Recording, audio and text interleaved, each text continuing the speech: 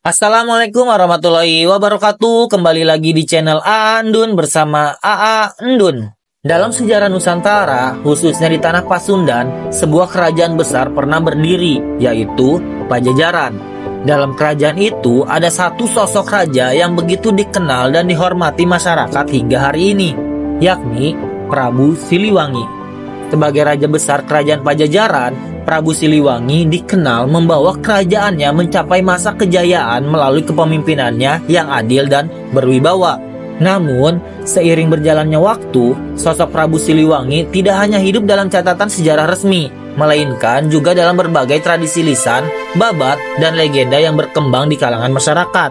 Ada juga narasi yang menghubungkan Prabu Siliwangi dengan awal mula penyebaran agama Islam di tanah Sunda, yaitu melalui pernikahannya dengan Nyi Subang Larang, seorang tokoh yang dikenal sebagai pemeluk Islam awal yang dalam pernikahannya ini lahir Raden Walangsungsang, Nyai Larasantang, dan Raden Kian Santang yang nanti sebagai pelopor Islamisasi di tanah Sunda. Tetapi, benarkah demikian? Atau ini hanya klaim sepihak saja?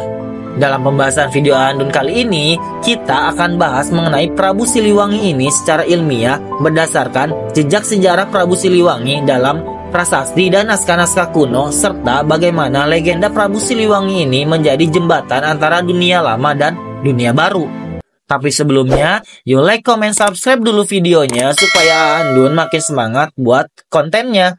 Yuk kita bahas. Andun, Ya, are you ready guys?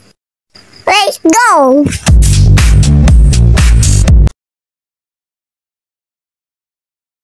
Perlu diketahui, Prabu Siliwangi ini bukanlah merupakan nama seseorang, melainkan sebuah gelar populer untuk seorang raja besar dari kerajaan Pajajaran atau kerajaan Sunda yang diyakini berkuasa pada akhir abad ke-15 hingga awal abad ke-16 Masehi. Siliwangi sendiri diyakini berasal dari kata silih dan wangi, yang artinya penerus wangsa wangi, atau artinya penerus keturunan mulia dari Wangsa Wretikandayun atau pendiri dinasti Sunda Galuh. Nama aslinya sering dikaitkan dengan Sri Baduga Maharaja.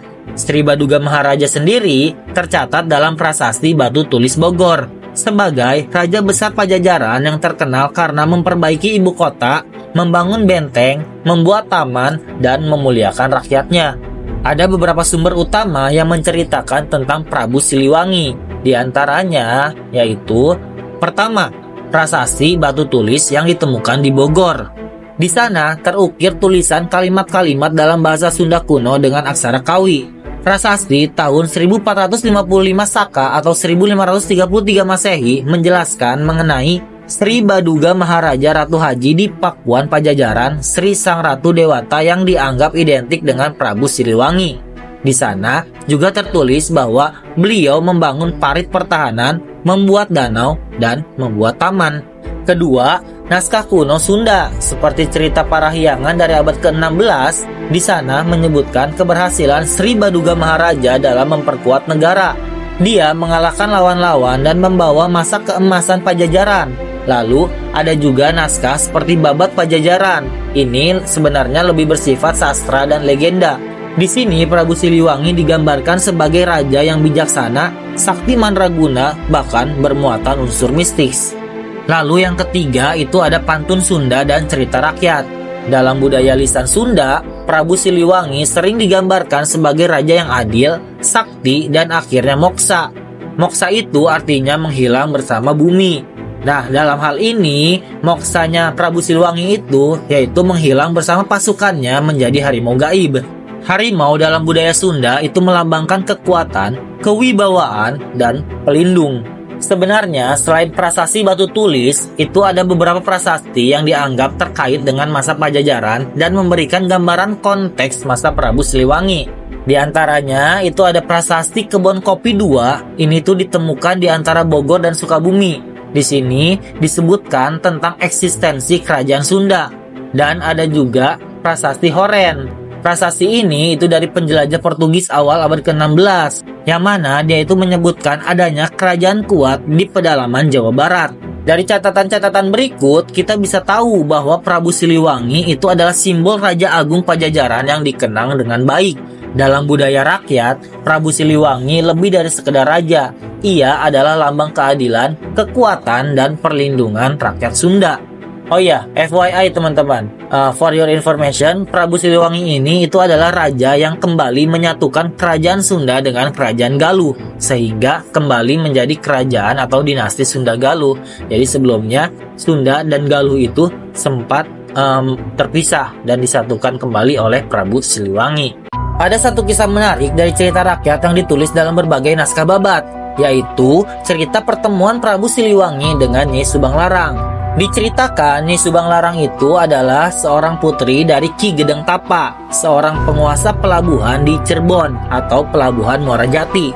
Ia dikenal sebagai seorang muslimah yang belajar agama Islam dari Syekh Kuro, seorang ulama dari Champa atau Vietnam. Subang Larang dianggap sosok yang soleha dan cerdas. Prabu Siliwangi saat bertemu dengan Nyi Subang Larang saat ia berkunjung ke pesisir, dia langsung terpesona oleh kecantikan dan kecerdasan Nyi Subang Larang.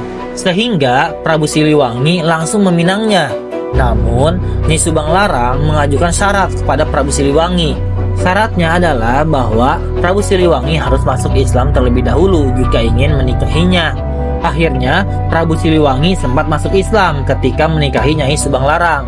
Dan dari pernikahan itu memiliki 3 orang anak, Raden Walangsungsang, Nyai Larasantang, dan Raden Kian Santang. Raden Walangsungsang atau nama lainnya Pangeran Cakrabuana, dia akhirnya mendirikan kerajaan Islam Cirebon. Sedangkan adiknya Nyai Larasantang, dia pergi ke Mekah dan mengganti nama menjadi Syarifah Mudaim dan memperdalam Islam serta menikah dengan Syekh Nurjati atau Syarif Abdullah, yang nanti kelak akan melahirkan seorang anak bernama Syekh Syarif Hidayatullah atau yang nanti kita kenal dengan sebutan Sunan Gunung Jati, yang mana nanti juga akan menguatkan kerajaan Islam di Banten. Sedangkan Raden Kian Santang menjadi seorang tokoh penyebar Islam yang sangat terkenal dalam cerita rakyat Sunda.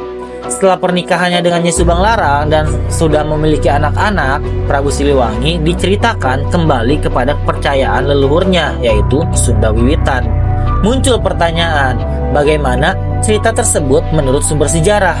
Ternyata, dari prasasti dan naskah sejarah resmi seperti prasasti batu tulis, itu tidak menyebutkan tentang Prabu Siliwangi yang masuk ke dalam Islam. Artinya, kisah ini lebih tergolong kepada legenda rakyat. Secara sejarah akademik, Sri Baduga Maharaja atau Prabu Siliwangi tetap dianggap mempertahankan kepercayaan lokal Sunda.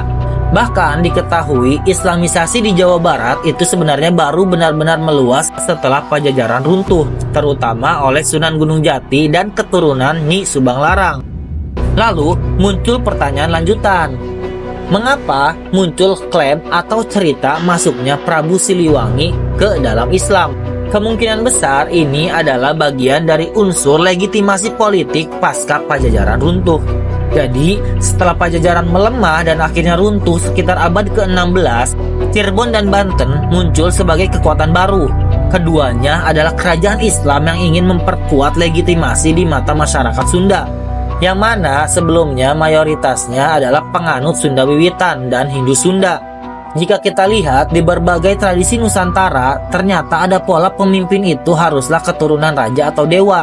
Hal ini dapat kita lihat juga pernah dilakukan oleh Raden Sutawijaya atau Raja Mataram Islam pertama yang menjadikan Nyi Roro Kidul sebagai legitimasi politiknya.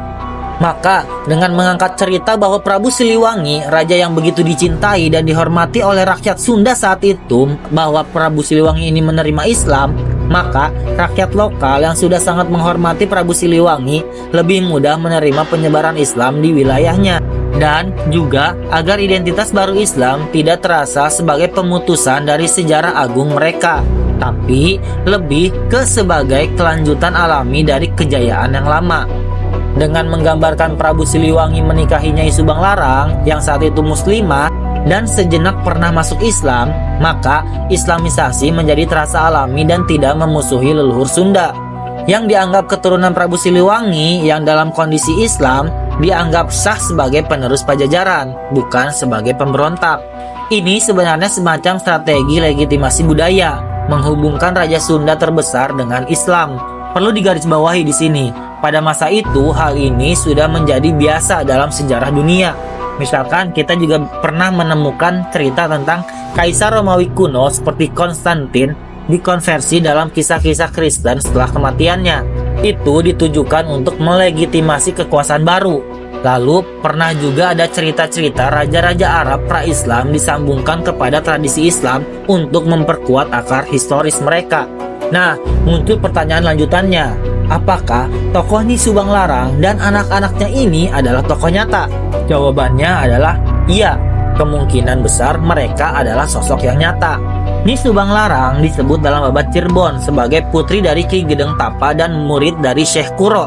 Lalu, pernyataan ini diperkuat oleh catatan-catatan tentang Syekh Kuro yang benar-benar datang ke Nusantara untuk berdakwah. Jadi, Nyi Subang Larang kemungkinan besar benar-benar ada sebagai putri bangsawan pesisir yang memeluk Islam. Namun, kisah pernikahannya dengan Prabu Siliwangi tidak ada dalam catatan resmi Kerajaan Sunda ataupun Kerajaan Pajajaran saat itu. Hal ini menjawab juga Walang Sungsang, Rara Santang, dan Kian Santang apakah benar-benar anak Prabu Siliwangi. Secara sejarah tertulis, maksudnya dalam prasasti dan sumber resmi lainnya, itu tidak ada bukti langsung bahwa mereka adalah anak Prabu Siliwangi. Prasasti resmi seperti batu tulis hanya menyebut Sri Baduga Maharaja atau Prabu Siliwangi ini sebagai Raja Agung, tanpa menyebut nama anak-anaknya. Nama mereka hanya muncul dalam babat dan cerita parahyangan atau teks-teks yang ditulis beberapa abad sesudah kejadian. Hal ini biasanya sudah bercampur antara sejarah, legenda, dan dakwah Islam. Babad Cirebon adalah sumber utama yang mengklaim mereka adalah anak Prabu Siliwangi. Tapi babat itu lebih berfungsi menguatkan legitimasi kerajaan Cirebon daripada merekam sejarah secara objektif. Nah, itulah beberapa kisah mengenai Prabu Siliwangi baik dari sumber sejarah resmi maupun legenda atau cerita rakyat yang diceritakan turun-temurun sebagai penambah hasanah pengetahuan kita. Sekian video dari Andun kali ini, sampai bertemu di video-video selanjutnya. Bye-bye.